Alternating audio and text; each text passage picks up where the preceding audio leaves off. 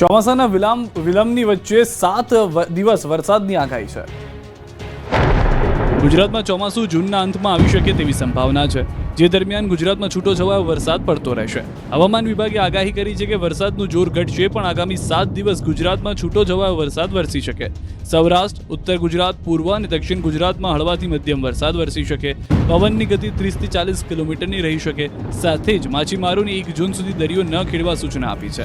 હાલ upper air circulation સક્રિય થતાં વરસાદ રહેશે. અમદાવાદ અને ગાંધીનગરમાં વાદળછાયું વાતાવરણ રહી શકે. અમદાવાદમાં તાપમાન 39 ડિગ્રી રહેવાની शक्यता है. जो 7 दिन है इसमें जो वेदर रहेगा लाइट टू मॉडरेट रेन रहेगा आइसोलेटेड जगह में. मेनली साउदर्न डिस्ट्रिक्ट का जो गुजरात रीजन के दक्षिणी क्षेत्रों का जो डिस्ट्रिक्ट है और जो नॉर्थ गुजरात उत्तर गुजरात की जो पूर्व क्षेत्र डिस्ट्रिक्ट है इसमें आइसोलेटेड जगह में लाइट टू मॉडरेट रेन रहेगी. और जो सौराष्ट्र कच्छ की भी साउदर्न डिस्ट्रिक्ट जो डिस्ट्रिक्ट है उसमें लाइट टू मॉडरेट रेन रहेगी. વડોદરાના બાજવા છાણીને જોડતું મુખ્ય ગરનાળું પાણીમાં ગરકાવ. સામાન્ય વરસાદમાં જ વડોદરાના બાજવા છાણીને જોડતું મુખ્ય ગરનાળું પાણીમાં ગરકાવ થઈ ગયું. વરસાદ બંધ થઈ ગયા અને 3 દિવસ જેટલો સમય થઈ ગયો, પરંતુ આ ગરનાળામાંથી હજુ પાણી નીકળ્યા નથી.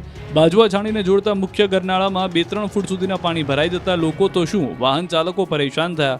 લોકો જીવના જોખમે ગરનાળામાં ફૂટપાથ પરથી 2 વ્હીલર લઈને પસાર થતા નજરે પડ્યા.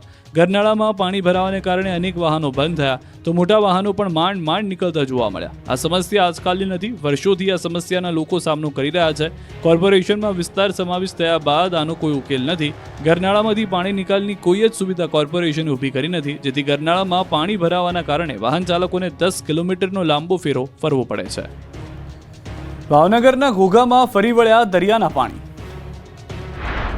વગર વરસાદે ભાવનગરનું ઘોઘા ડૂબી ગયું. ઘોઘા ગામમાં આવ્યું પૂર. ચારે બાજુ જળબંબાકારની સ્થિતિ જોવા મળી, કેમ કે ભાવનગરના ઘોઘાનો દરિયો ગાંડોતૂર બનતા દરિયાના પાણી ઘોઘામાં ફરી વળ્યા અને તેમ છતાં તંત્ર ઘોર નિંદ્રામાં હોય એવો ઘાટ ઘડાયો. ભાવનગર જિલ્લાનું ઘોઘા ગામ એટલે 48 ગામડાનું માલિક. તેમ છતાં ઘોઘા ગામની અંદર લોકોને અનેક મુશ્કેલીઓનો સામનો કરવો પડે છે. દરિયાના પાણી ગામમાં ન ઘૂસી જાય તે માટે પ્રોટેક્શન વોલ બનાવી હતી, પરંતુ પ્રોટેક્શન દિવાલ ઘણા લાંબા સમયથી તૂટી જતા અનેક વિસ્તારોમાં પાણી ફરી વળ્યા છે.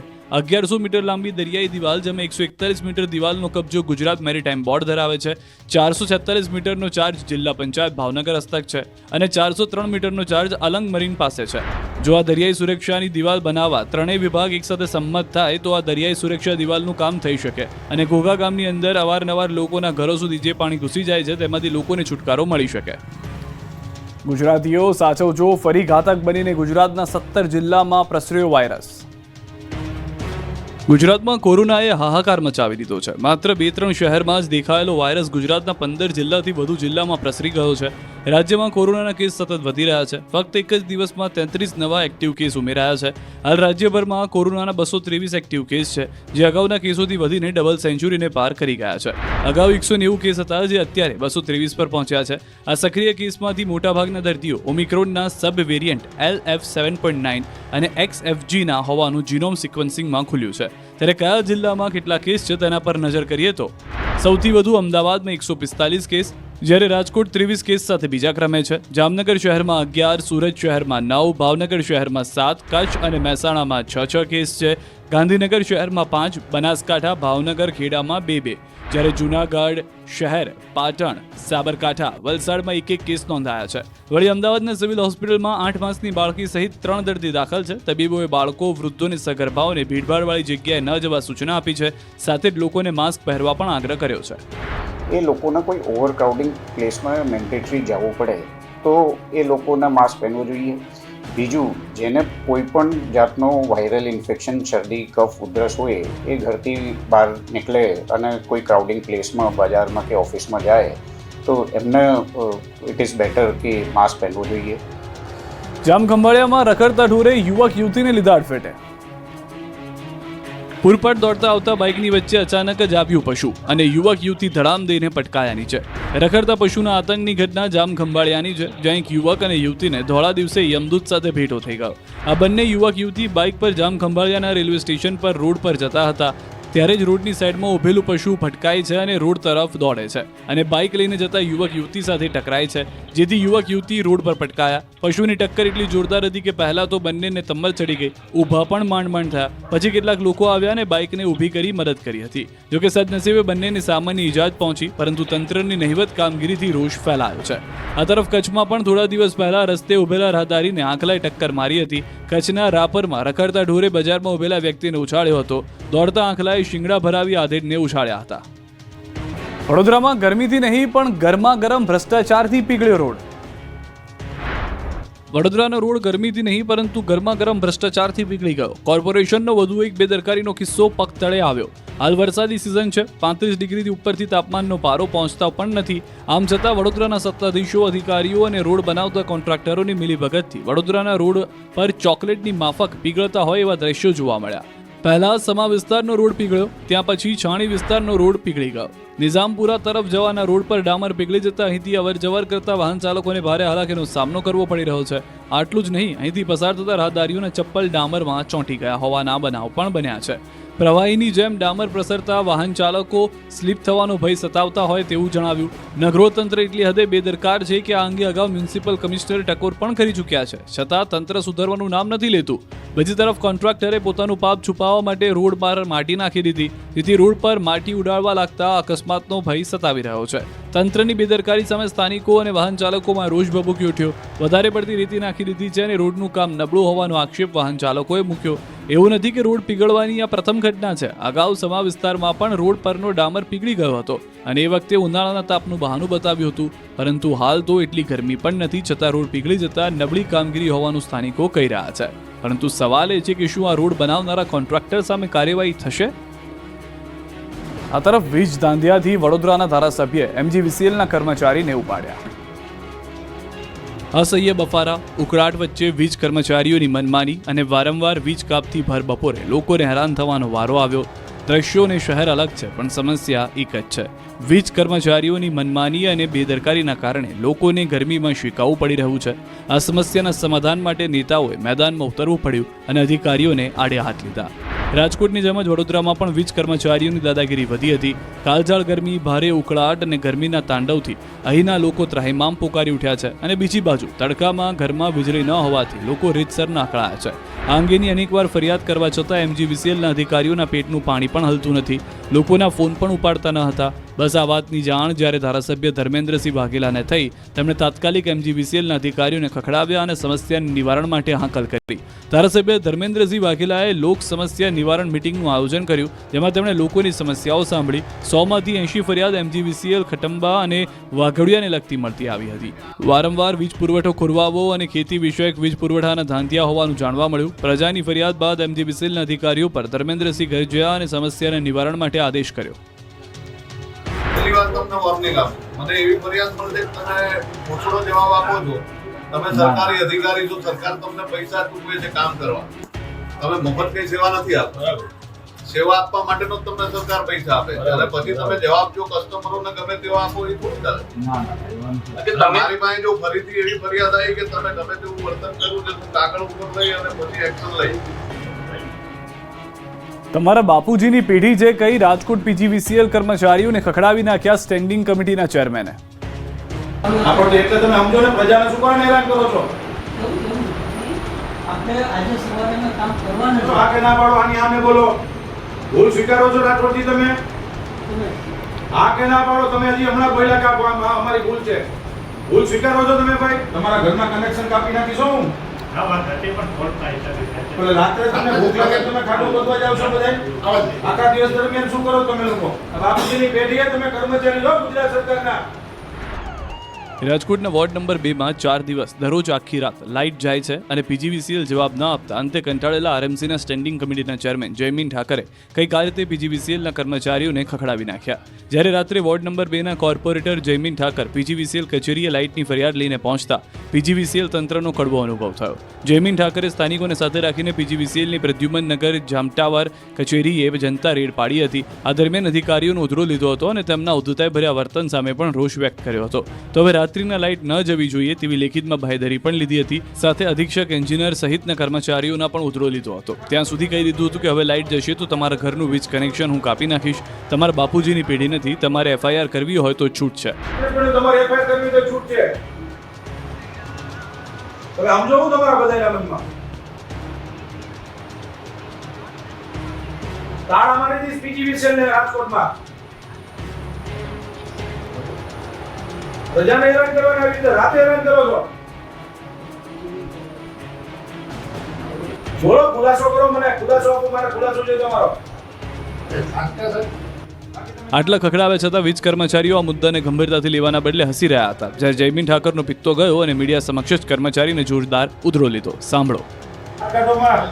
તમે કોર્પોરેટરની સામે વાત કરો છો, દાંત કાઢીને વાત ન કરતા મારી સામે. તમે સિરિયસ છો કે નહીં કોઈ પણ વિષયમાં? ગંભીર થાવ તમે. હસવાનું બંધ કરી દેજો તમે. હસતા નહીં હો મારી સામે. આ તમે મને મજાક સમજો છો? આ તો ભાઈ નહીં. તમે મજાક સમજો છો કે આને હસો છો? તમારા કઈ બચી કે ભાઈ કે મોટા ભાઈ નથી હો? પેલા 4 દિવસ વોટ નંબર 2 ની અંદર લાઈટનો પ્રશ્ન આલે છે. મોટી કુકાવાવ PGVCL કચેરીમાં કર્મચારી કોઈ હાજર નહીં છતાં લાઇટ, પંખા, AC ચાલુ. જોઈ લો, એક પણ ટેબલ પર નથી કર્મચારી, નથી કોઈ ઓફિસ બોય, નથી કોઈ ગ્રાહકો. આમ છતાં આખી ઓફિસમાં ટેબલે પંખા, લાઇટ અને AC ચાલુ છે. રામ રાજ્ય હોય તેવા દ્રશ્યો અમરેલીના મોટી કુકાવાવની વીજ કચેરીના છે. એક તરફ લોકો બફારામાં શેકાઈ રહ્યા છે, લાઇટના ધાંધિયા છે, કલાકો સુધી અંધારપટ છે. બીજી તરફ પ્રજાના પૈસે સરકારી બાબુઓ સરકારી નાણાંનો વેડફાટ કરી રહ્યા છે. બપોરના 2:30 વાગ્યાના સમયે રિસેસમાં બધા જ કર્મચારીઓ કચેરીની બહાર હોવા છતાં આખી ઓફિસમાં લાઇટ ચાલુ હતી. એક પણ કર્મચારીને એવું પણ ન થયું કે આપણે ભોજન કરવા જઈએ છીએ તો લાઇટ પંખા બંધ કરીને જઈએ. લોકો ગરમીમાં ત્રસ્ત છે ત્યારે આ કર્મચારીઓને લાઇટની કોઈ કદર નથી તેવું આ દ્રશ્યો પરથી ફલિત થાય છે. બીજી તરફ આ કર્મચારીઓને પ્રજાના કામ કરવામાં પણ કોઈ રસ નથી. લોકોને ધક્કા ખાવા પડતા હોવાના આક્ષેપ થયા છે. ત્યારે પ્રજાના પૈસે તાગડધીન ન કરતા આવા કર્મચારીઓ ક્યારે સુધરશે તે મોટો સવાલ છે. છોટાઉદેપુરમાં એક સાથે 3 ગરીબોના આશિયાના ભડકે બળ્યા. છોટાઉદેપુરમાં એક સાથે 3 ગરીબના ઘરની છત છીનવાઈ ગઈ. ગરીબ લોકો રાત્રે સૂતા હતા ત્યારે છોટાઉદેપુર તાલુકાના કોલી ગામે એક સાથે 3 મકાનોમાં આગ લાગવાનો બનાવ બન્યો. સવારે 4 વાગે લાગે વિકરાળ સ્વરૂપ ધારણ કરતા અફરાતફરી મચી હતી. ઘટનાની જાણ થતાં તાત્કાલિક ફાયર વિભાગને જાણ કરવામાં આવી. ફાયર વિભાગ પહોંચે તે પહેલા સ્થાનિકોએ આગ ઓલવવાનો પ્રયાસ કર્યો, પણ આગ એટલી વિકરાળ હતી કે આગ કાબૂમાં આવે તે પહેલા જ આખું ઘર બળીને ભસ્મ થઈ ગયું. આદિવાસી પરિવારોના 3 મકાનો આગમાં સ્વાહ થઈ જતા લાખોનું નુકસાન થયું. એક જ પરિવારના 3 મકાનોમાં આગ લાગતા પરિવાર ઘર વિહોણો બન્યો. જોકે ઘટનામાં સદનસીબે કોઈ જાનહાનિ થઈ નથી. 3 પરિવારના લોકોનો આબાદ બચાવ થયો. આગ લાગવાનું કારણ હાલ અકબંધ છે. વલસાડની ઓફિસમાં લેપટોપની ચોરી. વલસાડના ઉમરગામમાં તસ્કરો બેફામ બની ગયા છે. ઓફિસો પણ સુરક્ષિત નથી. ઉમરગામમાં લેપટોપ ચોરીની ઘટના બની. ગાંધીવાડી વિસ્તારમાં બેલા રેસિડેન્સીની એક ઓફિસમાં ચોર ત્રાટક્યો હતો. દ્રશ્યોમાં જોઈ શકાય છે કે ચોર ઓફિસમાં આવે છે અને બાદમાં ચોર એક પછી એક 4 લેપટોપની ચોરી કરી ફરાર થાય છે. જોકે ત્યાં સુધીમાં આ મામલે પોલીસ ફરિયાદ કરવામાં નથી આવી, પરંતુ ચોરીની ઘટનાનો વિડીયો વાયરલ થઈ રહ્યો છે.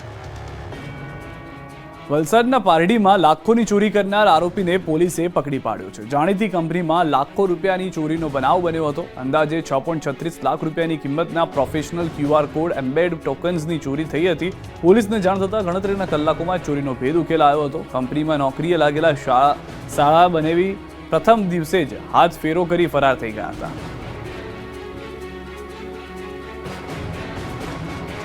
નડિયાદમાં તંત્રએ દબાણો પર ફેરવ્યું બુલડોઝર.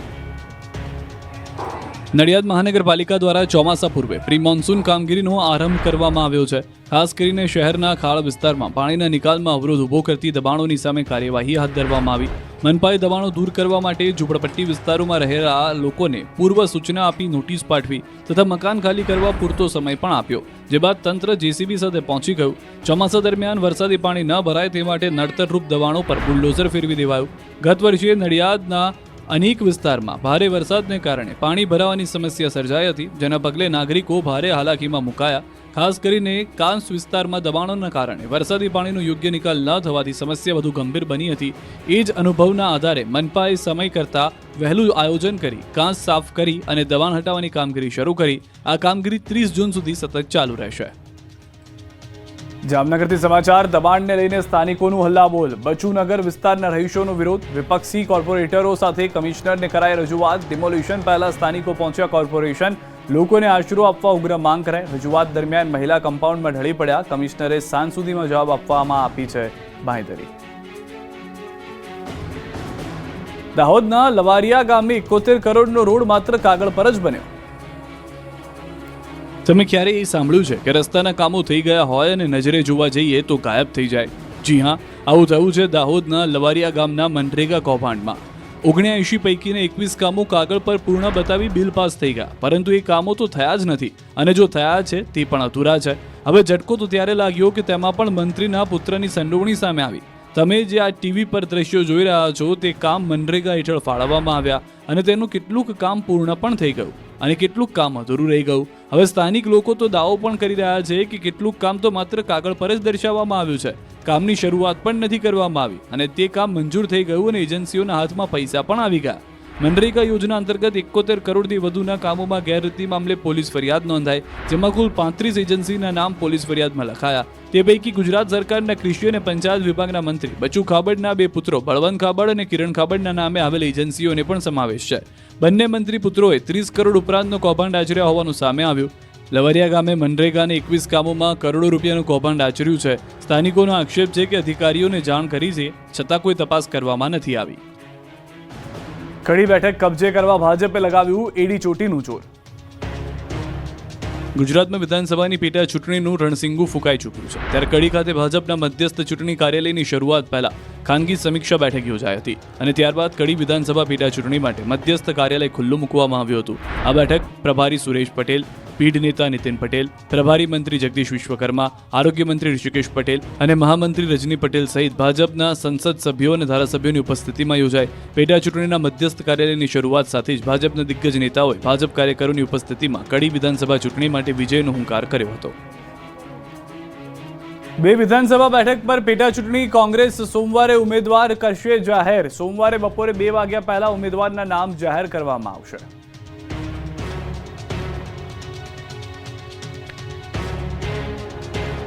તો મહેસાણામાં કડીમાંથી કોંગ્રેસના ઉમેદવારનું નામ નક્કી માનવામાં આવી રહ્યું છે. કોંગ્રેસ ઉમેદવાર તરીકે રમેશ ચાવડાનું નામ લગભગ નક્કી. કોંગ્રેસ ઉમેદવાર આવતીકાલે ઉમેદવારી ફોર્મ ભરશે. રમેશ ચાવડા છે પૂર્વ ધારાસભ્ય. વિધિવત ઉમેદવાર તરીકે રમેશ ચાવડાના નામની જાહેરાત બાકી છે. પાકિસ્તાને 2 કે 5 નહીં પરંતુ 600 થી વધુ ડ્રોન હુમલા કર્યા હતા. બીએસએફના આઈજીએ કર્યો ધડાકો. ભારતની પાકિસ્તાન પર સ્ટ્રાઇક બાદ પાકિસ્તાને ભારત પર વળતો પ્રહાર કર્યો હતો. ઓપરેશન સિંદૂરથી લાલઘુમ થયેલા પાકિસ્તાનના વધુ એક જુઠ્ઠાણાનો પર્દાફાશ થયો. ભારત પર પાકિસ્તાને 2 કે 5 નહીં પરંતુ 600 થી વધુ ડ્રોન હુમલા કર્યા હતા. આ તમામ ડ્રોન ભારતીય સેનાએ તોડી પાડ્યા. આ ધડાકો અન્ય કોઈએ નહીં પરંતુ બીએસએફે કર્યો છે. ઓપરેશન સિંદૂર બાદ બીએસએફે પ્રેસ કોન્ફરન્સ કરી હતી, જેમાં બીએસએફના આઈજી અભિષેક પાઠકે કહ્યું કે પાકિસ્તાને ગુજરાતને અડીને આવેલી સરહદ પર ટેન્ક અને તોપખાના ગોઠવી દીધા છે. ગુજરાત ફ્રન્ટિયરે દુશ્મનને યોગ્ય જવાબ આપવા માટે તૈયારી શરૂ કરી દીધી અને તમામ સરહદી ચોકીઓ પર ઉચ્ચ કેલિબરના શસ્ત્રો અને સર્વેલન્સ સાધનો તૈનાત કર્યા.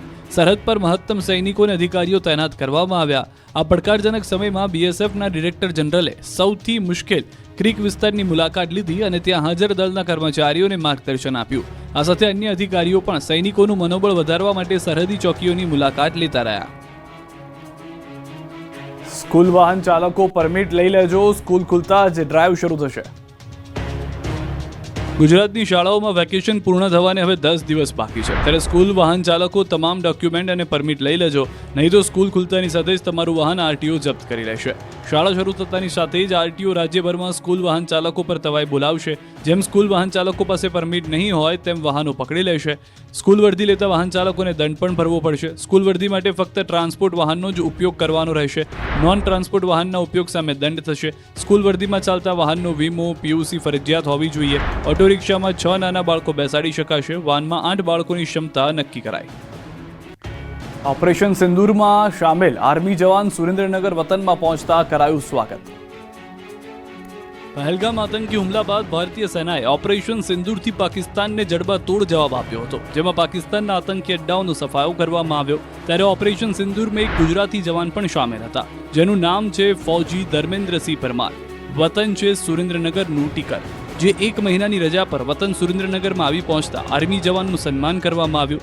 ધર્મેન્દ્રસિંહ પરમાર માદરે વતન પરત આવતા નિવૃત્ત સૈનિક સંગઠન દ્વારા સ્વાગત કરવામાં આવ્યું. તેમના અદ્ભુત સાહસ અને શૌર્ય માટે સેના દ્વારા પણ મેડલ આપી સન્માનિત કરવામાં આવ્યા હતા.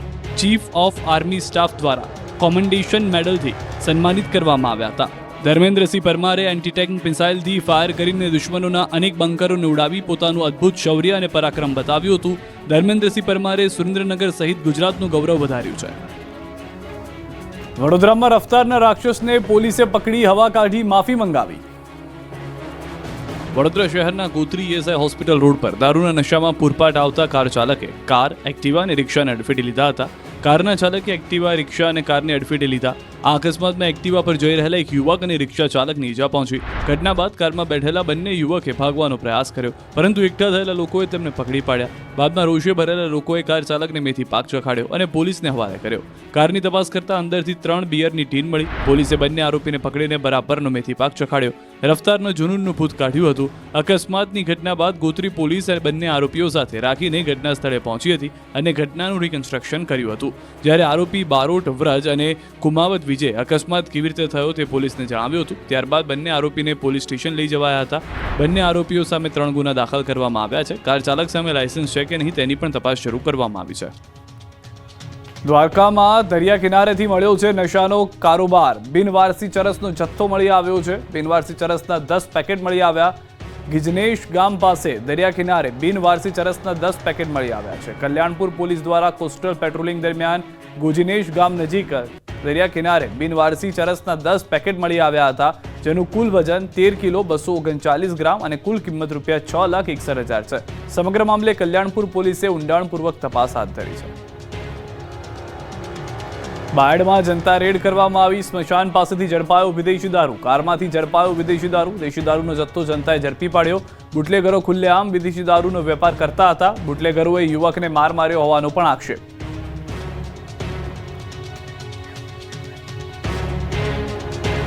ગુજરાતના ખેડૂતોએ ચોમાસા માટે રાહ જોવી પડી શકે છે. આ મહિને નહીં, જુલાઈ મહિને ગુજરાતમાં પહોંચી શકે છે ચોમાસું. 15 દિવસ મોડું પહોંચશે ચોમાસું. ખેડૂતોએ ચોમાસા માટે જોવી પડશે રાહ. 25 થી 30 જૂન આસપાસ ગુજરાત પહોંચી શકે ચોમાસું. ભલે મુંબઈ સુધી ચોમાસું પહોંચી ગયું હોય, પરંતુ ગુજરાતમાં ચોમાસાની એન્ટ્રી મોડી થઈ શકે છે. રાજ્યના ખેડૂતોએ ચોમાસા માટે થોડી રાહ જોવી પડી શકે છે. આ વખતે 15 દિવસ મોડું ગુજરાત પહોંચી શકે ચોમાસું. હવામાન નિષ્ણાંત ચિરાગ શાહે આગાહી કરી છે કે ગુજરાતમાં ચોમાસું મોડું આવી શકે. જે ચોમાસું 14 થી 15 જૂને વહેલું આવવાનું હતું તેની જગ્યાએ 25 થી 30 જૂને ચોમાસું આવી શકે. જોકે આ વર્ષે વરસાદ સારો રહેશે. 100% ઉપર વરસાદ પડશે. હાલ 5 જૂન સુધી રાજ્યભરમાં પવનની ગતિ વધશે. 20 કિલોમીટરની ઝડપે પવન ફૂંકાશે. હવે આવનારું ચોમાસું લગભગ આપણે જે 14 અને 15 જૂનની આપણે જે આગાહી કરી હતી એની સામે હવે આવનારું ચોમાસું છે એ લગભગ આપણે 25 થી 30 જૂનની વચ્ચે જોવા મળશે. એની પાછળનું મુખ્ય કારણ એક જ છે કે અત્યારે જેવી આ 2-3 સિસ્ટમો સક્રિય હતી જેના કારણે જે ભેજના વાદળો છે ભેજ ખેંચાઈ રહ્યો છે અને બંગાળની ખાડીમાં જે સતત ડિપ્રેશનમાં જશે જેના કારણે ગુજરાત તરફના પવનો જે ભેજ છે એ પણ ત્યાં આગળ ખેંચાશે જેના કારણે ગુજરાત ઉપર થોડી ઘણી ચોમાસામાં અસર પડશે. એવું નથી કે ચોમાસું બગાડવાનું છે. બીજી તરફ હવામાન નિષ્ણાંત અત્રેય શેટ્ટીએ આગાહી કરી છે કે હાલ ગુજરાતમાં ચોમાસું પહોંચવાની સંભાવના નથી. હાલ પૂર્વ ભારતમાં ચોમાસાની ગતિ સક્રિય છે. 12 જૂન બાદ ફરી ગતિ પકડી શકે છે ચોમાસું. આ દરમિયાન 2 સપ્તાહ સારા વરસાદની સંભાવના પણ નહીવત છે. ચોમાસાના વિલંબની વચ્ચે 7 દિવસ વરસાદની આગાહી છે. ગુજરાતમાં ચોમાસું જૂનના અંતમાં આવી શકે તેવી સંભાવના છે. જે દરમિયાન ગુજરાતમાં છૂટોછવાયો વરસાદ પડતો રહેશે. હવામાન વિભાગે આગાહી કરી છે કે વરસાદનું જોર ઘટશે, પણ આગામી 7 દિવસ ગુજરાતમાં છૂટોછવાયો વરસાદ વરસી શકે. સૌરાષ્ટ્ર, ઉત્તર ગુજરાત, પૂર્વ અને દક્ષિણ ગુજરાતમાં હળવાથી મધ્યમ વરસાદ વરસી શકે. પવનની ગતિ 30 થી 40 કિલોમીટરની રહી શકે. સાથે જ માછીમારોને 1 જૂન સુધી દરિયો ન ખેડવા સૂચના આપી છે. હાલ અપર એર સર્ક્યુલેશન સક્રિય થતા વરસાદ રહેશે. અમદાવાદ અને ગાંધીનગરમાં વાદળછાયું વાતાવરણ રહી શકે. અમદાવાદમાં તાપમાન 39 ડિગ્રી રહેવાની શક્યતા છે. जो 7 दिन है इसमें जो इधर रहेगा लाइट टू मॉडरेट रेन रहेगा आइसोलेटेड जगह में. मेनली साउदर्न डिस्ट्रिक्ट का जो गुजरात रीजन के दक्षिणी क्षेत्रों का जो डिस्ट्रिक्ट है और जो नॉर्थ गुजरात उत्तर गुजरात की जो पूर्व क्षेत्र डिस्ट्रिक्ट है इसमें आइसोलेटेड जगह में लाइट टू मॉडरेट रेन रहेगी. और जो सौराष्ट्र कच्छ की भी साउदर्न डिस्ट्रिक्ट जो डिस्ट्रिक्ट है उसमें लाइट टू मॉडरेट रेन रहेगी. વડોદરાના બાજવા છાણીને જોડતું મુખ્ય ગરનાળું પાણીમાં ગરકાવ. સામાન્ય વરસાદમાં જ વડોદરાના બાજવા છાણીને જોડતું મુખ્ય ગરનાળું પાણીમાં ગરકાવ થઈ ગયું. વરસાદ બંધ થઈ ગયા અને 3 દિવસ જેટલો સમય થઈ ગયો, પરંતુ આ ગરનાળામાંથી હજુ પાણી નીકળ્યા નથી. બાજવા છાણીને જોડતા મુખ્ય ગરનાળામાં 2-3 ફૂટ સુધીના પાણી ભરાઈ જતા લોકો તો શું, વાહન ચાલકો પરેશાન થયા. લોકો જીવના જોખમે ગરનાળામાં ફૂટપાથ પરથી 2 વ્હીલર લઈને પસાર થતા નજરે પડ્યા. ગરનાળામાં પાણી ભરાવાને કારણે અનેક વાહનો બંધ થયા, તો મોટા વાહનો પણ માંડ નીકળતા જોવા મળ્યા. આ સમસ્યા આજકાલની નથી, વર્ષોથી આ સમસ્યાના લોકો સામનો કરી રહ્યા છે. કોર્પોરેશનમાં વિસ્તાર સમાવિષ્ટ થયા બાદ આનો કોઈ ઉકેલ નથી. ગરનાળામાંથી પાણી નિકાલની કોઈ જ સુવિધા કોર્પોરેશને ઊભી કરી નથી, જેથી ગરનાળામાં પાણી ભરાવાના કારણે વાહન ચાલકોને 10 કિલોમીટરનો લાંબો ફેરો ફરવો પડે છે. ભાવનગરના ઘોઘામાં ફરી વળ્યા દરિયાના પાણી. વગર વરસાદે ભાવનગરનું ઘોઘા ડૂબી ગયું. ઘોઘા ગામમાં આવ્યું પૂર. ચારે બાજુ જળબંબાકારની સ્થિતિ જોવા મળી, કેમ કે ભાવનગરના ઘોઘાનો દરિયો ગાંડોતૂર બનતા દરિયાના પાણી ઘોઘામાં ફરી વળ્યા અને તેમ છતાં તંત્ર ઘોર નિંદ્રામાં હોય એવો ઘાટ ઘડાયો. ભાવનગર જિલ્લાનું ઘોઘા ગામ એટલે 48 ગામડાનું માલિક. તેમ છતાં ઘોઘા ગામની અંદર લોકોને અનેક મુશ્કેલીઓનો સામનો કરવો પડે છે. દરિયાના પાણી ગામમાં ન ઘૂસી જાય તે માટે પ્રોટેક્શન વોલ બનાવી હતી, પરંતુ પ્રોટેક્શન દિવાલ ઘણા લાંબા સમયથી તૂટી જતા અનેક વિસ્તારોમાં પાણી ફરી વળ્યા છે. 1100 મીટર લાંબી દરિયાઈ દિવાલ, જેમાં 141 મીટર દિવાલનો કબજો ગુજરાત મેરીટાઈમ બોર્ડ ધરાવે છે. 446 મીટરનો ચાર્જ જિલ્લા પંચાયત ભાવનગર હસ્તક છે અને 403 મીટરનો ચાર્જ અલંગ મરીન પાસે છે. જો આ દરિયાઈ સુરક્ષાની દિવાલ બનાવવા ત્રણેય વિભાગ એકસાથે સંમત થાય તો આ દરિયાઈ સુરક્ષા દિવાલનું કામ થઈ શકે અને ઘોઘા ગામની અંદર અવારનવાર લોકોના ઘરો સુધી જે પાણી ઘૂસી જાય છે તેમાંથી લોકોને છુટકારો મળી શકે. ગુજરાતીઓ સાચવજો, ફરી ઘાતક બનીને ગુજરાતના 17 જિલ્લામાં પ્રસર્યો વાયરસ. ગુજરાતમાં કોરોનાએ હાહાકાર મચાવી દીધો છે. માત્ર 2-3 શહેરમાં જ દેખાયેલો વાયરસ ગુજરાતના 15 જિલ્લાથી વધુ જિલ્લામાં પ્રસરી ગયો છે. રાજ્યમાં કોરોનાના કેસ સતત વધી રહ્યા છે. ફક્ત એક જ દિવસમાં 33 નવા એક્ટિવ કેસ ઉમેરાયા છે. હાલ રાજ્યભરમાં કોરોનાના 223 એક્ટિવ કેસ છે, જે અગાઉના કેસોથી વધીને ડબલ સેન્ચુરીને પાર કરી ગયા છે.